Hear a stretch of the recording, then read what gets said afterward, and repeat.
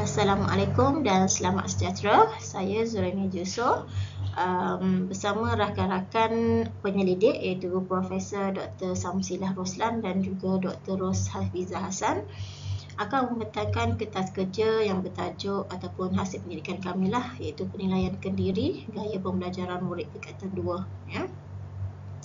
Okey, gaya pembelajaran ni merupakan elemen yang perlu dikaji lah ya, kerana gaya pembelajaran ni mempengaruhi kepada proses murid ataupun pelajar tu untuk memperoleh ilmu di dalam kelas lah ya.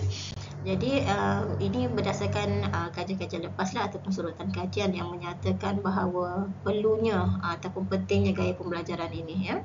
Jadi gaya pembelajaran ni menurut Putri Roslina Abdul Wahid dan Nur Azimah Bukhari 2016, gaya pembelajaran ini merupakan cara yang ditunjukkan oleh seseorang sewaktu proses belajar ya. Jadi dalam konteks ini murid tingkatan 2 lah ya.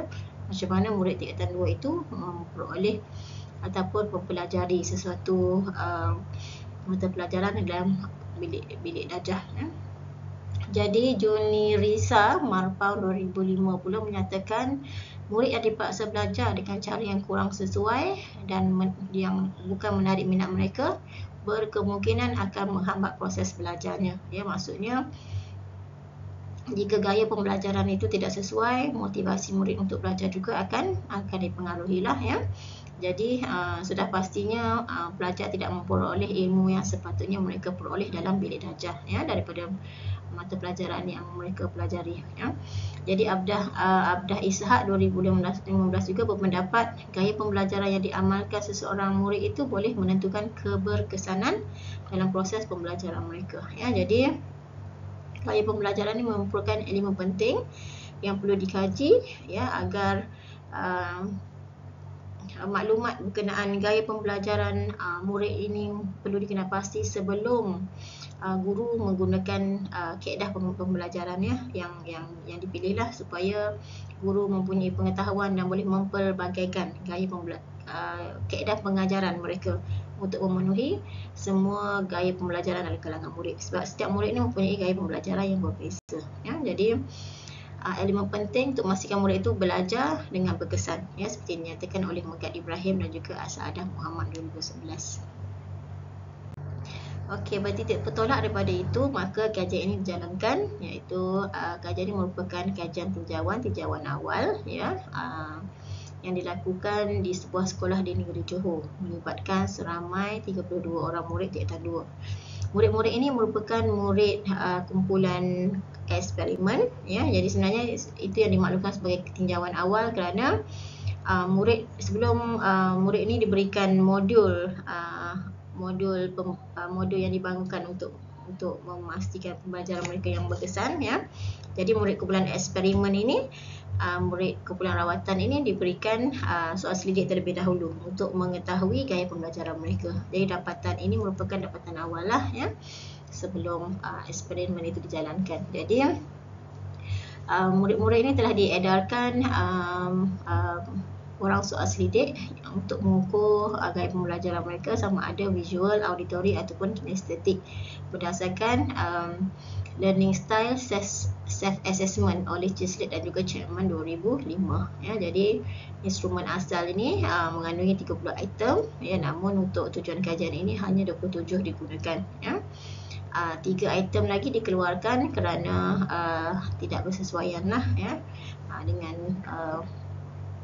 murid yang akan dikaji itu. Jadi item nombor 9, 14 dan 30 dikeluarkan ya.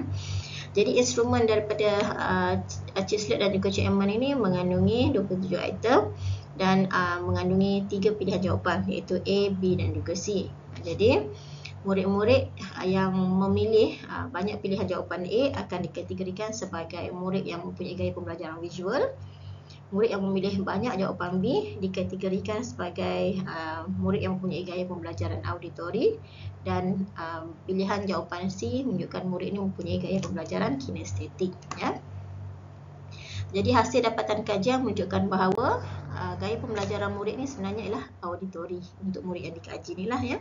Apabila seramai 14 orang daripada 32 ataupun 43.8% menunjukkan auditory ataupun banyak memilih jawapan pilihan B ya, auditory. Visual dan kinestetik pula masing-masing samalah, iaitu seramai 9 orang ataupun 28.1%, ya. Jadi berdasarkan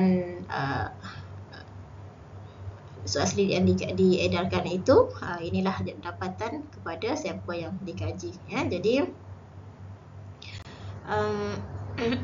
seperti diterangkan tadilah, pemilihan ataupun penetapan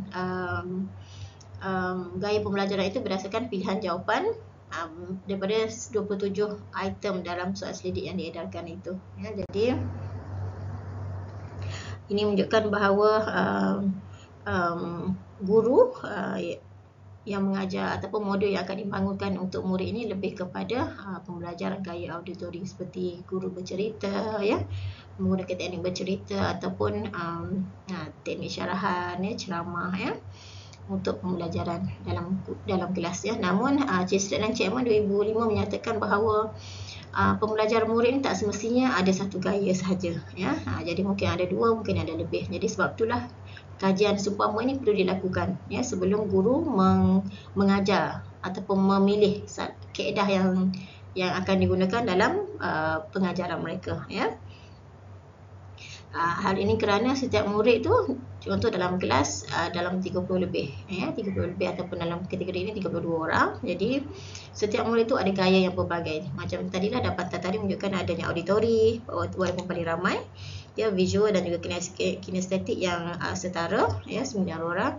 Namun gaya pembelajaran guru perlulah pelbagai, iaitu mempunyai ketiga-tiga gaya pembelajaran ini, ya, supaya semua murid memperoleh ilmu yang samalah, ya, tidak ketinggalan dalam memperoleh input dalam kelas, ya.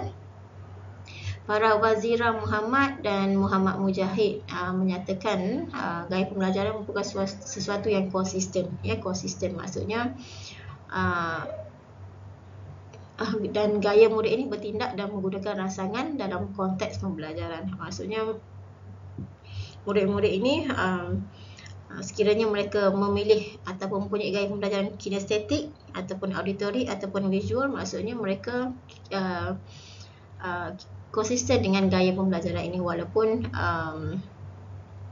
diuji beberapa kali lah, ya. Jadi ke dalam kategori ini murid-murid mempunyai gaya pembelajaran auditori lebih ramai dan diikuti oleh visual dan juga kinestetik, ya. Jadi kajian seumpamanya perlu lagi diperluaskanlah, ya, supaya kita lebih mengetahui, guru pendidik lebih mengetahui gaya pembelajaran yang